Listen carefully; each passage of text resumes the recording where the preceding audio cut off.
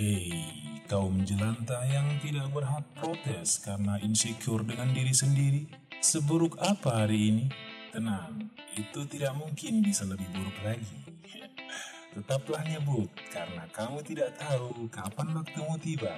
Kali ini kita akan membahas film mengenai keadaan masa depan yang sudah canggih guys. Tepatnya tahun 2050, di mana sudah banyak sekali artificial intelligence dan drone pintar yang berterbangan di langit mengantarkan pesanan. Film ini berfokus kepada robot yang dinamakan Image, yang berfungsi sebagai pasangan gituan sekaligus teman ngobrol yang anti-judging dan tidak melihat fisik serta kekurangan kita. Tidak seperti manusia kebanyakan guys, yang memperlakukan kita dari segi fisik, harta, dan status sosial.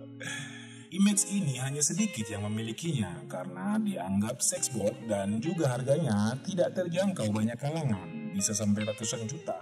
1. Pasangan suami istri itu mengunjungi adik si istri yang tidak tahunya sedang ngentui bersama image-nya yang bernama Queen. Tapi adiknya tidak memberitahu mereka bahwa wanita itu adalah Image. Suami istri itu tidak mengira bahwa teknologi robot artificial intelligence sudah semaju itu, persis manusia sungguhan. Queen berkata bahwa dia sering mengalami pusing dan sang kakak ipar memijit kepalanya untuk menghilangkan pening. Dan di saat memijat bagian bawah leher, ternyata ada tombol di punggungnya dong. Ternyata itu seksbot, teriak Michael, nama si suami. Lalu Brooke bertanya apa yang terjadi. Adiknya pun menjawab bukan apa-apa. Adiknya itu tidak ingin kakaknya tahu kalau ia hidup bersama robot cerdas. Michael pun langsung mengajak Brooke untuk pulang tanpa menghabiskan makan malam mereka. Karena penasaran, Michael mengajak adik iparnya untuk membicarakan soal image tersebut. Adik iparnya pun menjelaskan kalau image diprogram untuk patuh dan berkepribadian sesuai yang diinginkan sang pemilik. Bahkan secara fisik pun bisa di-custom sebagaimana keinginan tuannya. Michael adalah developer game, jadi ia tertarik dengan hal yang beginian. Terlebih berhubungan dengan artificial intelligence, kecerdasan buatan.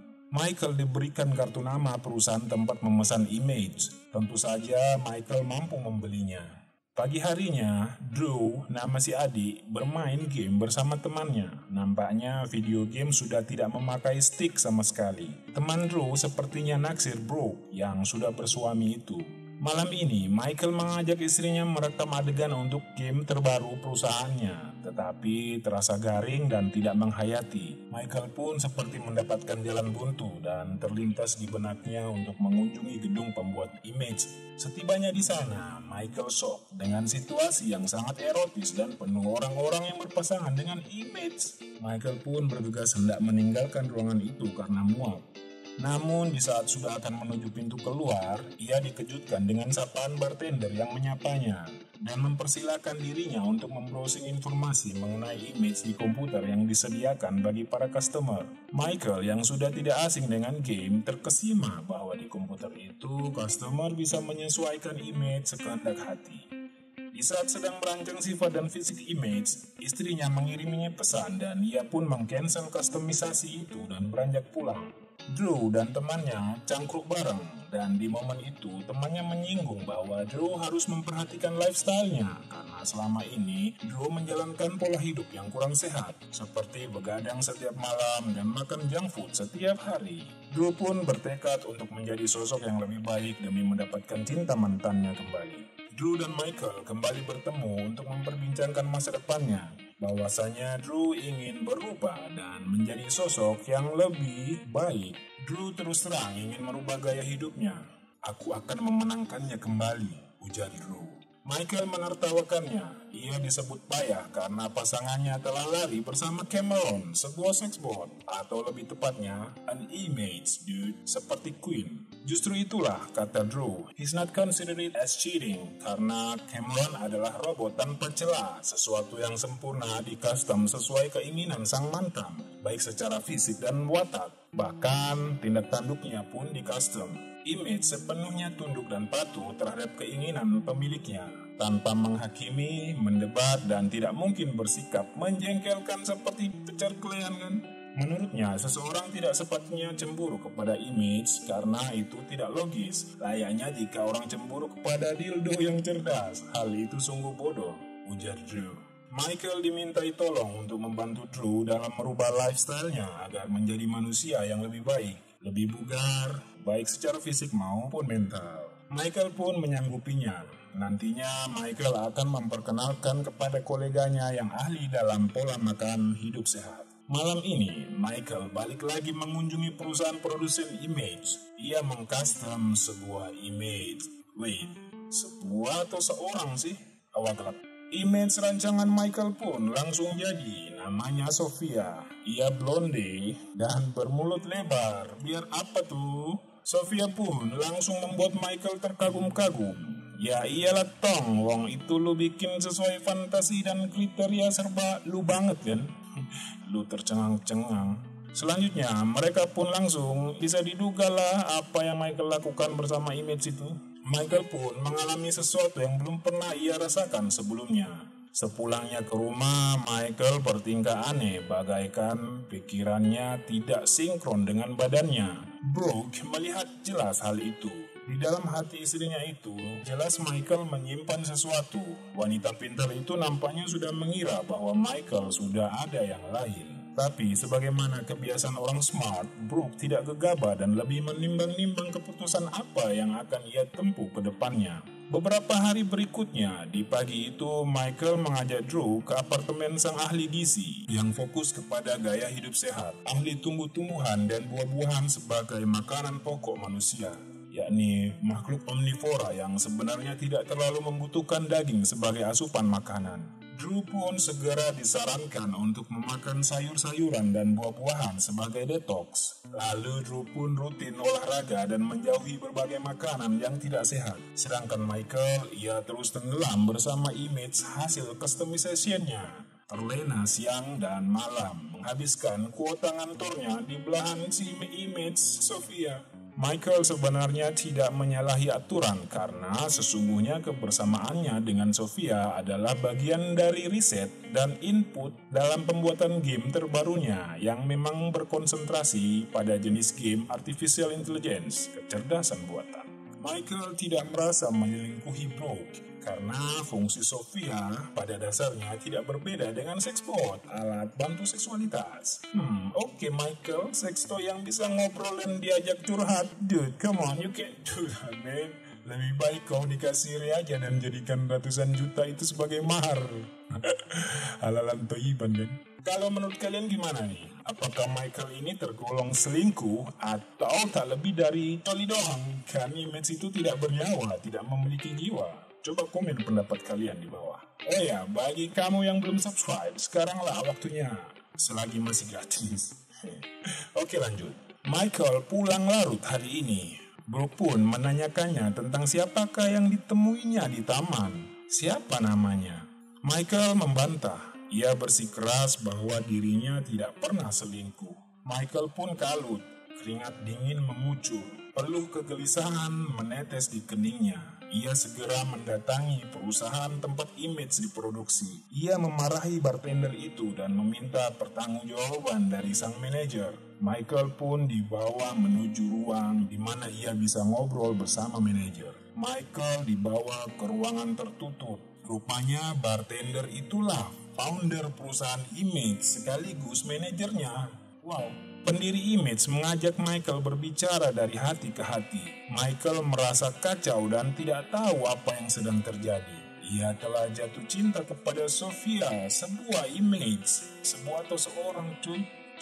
Seorang image atau sebuah image sih tepatnya? Coba komen di bawah pendapat kamu.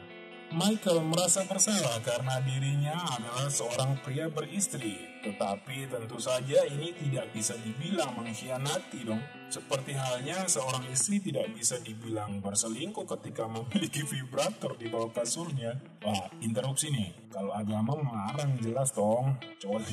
Kecuali kalau pasangan saya yang nyoli gitu. Ngomong apa kita ini? Oke, skip. Sang founder memberi pengertian kepada Michael kalau setiap orang bisa jatuh cinta kepada hal apa saja sebenarnya.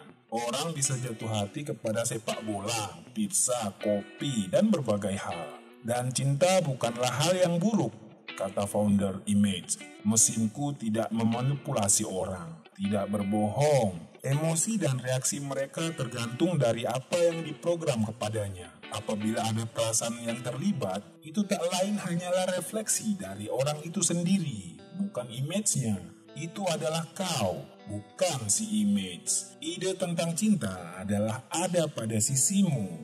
Kamu mengikuti norma-norma yang tercipta di masyarakat, aturan-aturan, konsep-konsep, dan apa saja yang kau pikirkan mengenai cinta itu. Kau pernah memandang lukisan sampai lupa berkedip? Kau pernah melakukan hobi yang membuatmu sampai lupa makan? Nah, itulah. Saya bangga sebenarnya jika dapat membuat orang-orang tersenyum. Saya bangga karena Anda telah jatuh cinta terhadap salah satu mesin saya, ucap si founder. Michael pun tersadar. Dia yang awalnya datang dengan kemurkaan, kini keluar dengan wajah tertunduk dan merasa tidak ada yang harus disalahkan kecuali dirinya sendiri. Di tempat lain, ternyata Brooke sedang bertemu dengan kawan Drew. Brooke diberitahu bahwa kawan adiknya itu sudah lama memendam rasa untuk Brooke, bahkan sejak masih remaja. Tetapi Brooke menolak, ia tidak bisa selingkuh atau mencempakkan rumah tangganya. Ia adalah perempuan yang telah menikah. Ini adalah sebuah kesalahan, tidak seharusnya mereka janjian. Teman Drew ini kayaknya fuckboy. Ia berkata seolah tidak mengapa walaupun sudah menikah. Ia menyatakan yang penting sudah disampaikan. How am I feeling about you? That I love you, ujarnya. Aduh, teknik kamu ini rendah banget cuy. I have to go, jawab Brooke. Michael dan Brooke berbincang selaku pasangan suami istri. Michael mengajak istrinya untuk terus melangkah menjalani rumah tangga. Istrinya emosi menyebut Michael telah berselingkuh. Michael membantahnya dengan mengatakan bahwa tidak bisa dibilang selingkuh kalau dengan sesuatu yang bukan manusia. Kau telah menyelingkuhiku dengan robot, ucap Brooke. Kau telah selingkuh dengan orang, tegas Michael. Kau pikir aku tak tahu? Kau dan teman Drew telah janjian bertemu di taman, ucap Michael. Brooke tertegun. Ia meminta maaf karena telah diam-diam janjian baku dapa dengan kawan adiknya. Walaupun mereka tidak bersentuhan sedikit pun, namun sudah janjian saja tentu dianggap mengkhianati. Michael menjelaskan bahwa tidak seharusnya Brooke cemburu kepada Sophia, sebab Michael tetap mencintai istrinya. In the end of the day, image adalah image. They are who they are, kata Michael. Kau bahkan bisa memiliki image-mu sendiri, ucap Michael. Jadi Michael ini tidak keberatan apabila istrinya ngentui amnan robot. Kacau balau ini adat kalian ini kan. You can have pleasure, sesuatu yang tidak akan membantahmu dan tunduk total kepadamu, ucap Michael. Jadi aku boleh punya image sesuai model yang aku mau, tanya Brooke. Tentu saja, jawab Michael. Brooke penasaran mengenai suatu hal. Ia bertanya, apakah kita satu sama lain tidak cukup? Michael menjawab, jika kita cukup satu sama lain, maka Tuhan tidak akan membiarkan image tercipta. Dong, bisa aja mulutmu itu berbisa. Mereka berdua pun tertawa. Nampaknya masing-masing mereka akan memiliki image dan tidak keberatan di saat salah satunya tidur dan lainnya berkentut ria bersama image-nya. Bikin pengen aja. Salah. Michael berkata, mereka akan senang mendengar curhatanmu 24 jam sehari. Bercerita tentang apapun, topik bagaimanapun, mereka akan senang menanggapinya.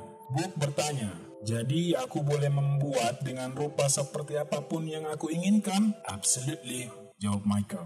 Sudah pasti dia akan bikin once you go black, you can't go back. Tekan tombol loncengnya, see you later, and komen film apa yang harus kita bahas berikutnya. Bye.